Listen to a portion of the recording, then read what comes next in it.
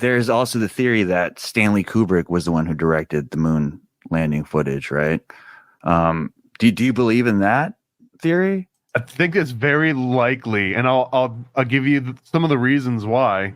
That's why I made a whole comic on this, because I really do think that it's very likely. But when he made Doctor Strangelove movie, I guess this is part of lore legend. I don't know how accurate this is, but this is what it's based on. He makes Doctor Strangelove, and somebody in NSA or someone in the military sees the movie, and they're surprised at how accurate the depiction of like the cockpit of the plane that he's in, the whole mechanics of how they drop the bomb, like just tiny little details that if you're watching the movie, you don't even care. You don't care about what the little dials and all the buttons look like inside this plane. That's not part of it. But I guess it was so damn accurate, in addition to being one of the first green screen examples that was really convincing for the mass audiences.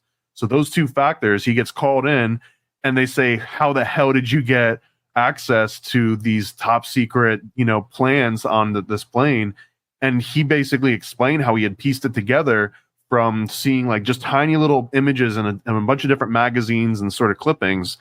And he was like, well, if you've got this control here and these controls are here, then you'd probably have, like, he kind of just figured out what the rest of the cockpit would look like. And he was so damn on the money for it that it was almost like, like this guy can piece things together. He's really smart.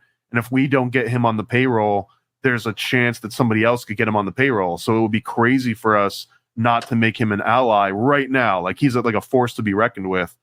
So that's one aspect of it. And then the other one too was that he was a master at his craft and he clearly could disseminate information. So why wouldn't you want to have this particular person kind of on the payroll in some way? So that's the justification of how he got the job. And then the other aspect is that he was doing 2001 Space Odyssey. So now the idea is if you show the public what to expect space looks like and how zero gravity looks and how people move on the moon when they jump around and all this, you can kind of dictate that by using the media first and set the expectations. So then when they see the real moon landing footage, it can match what their expectations were.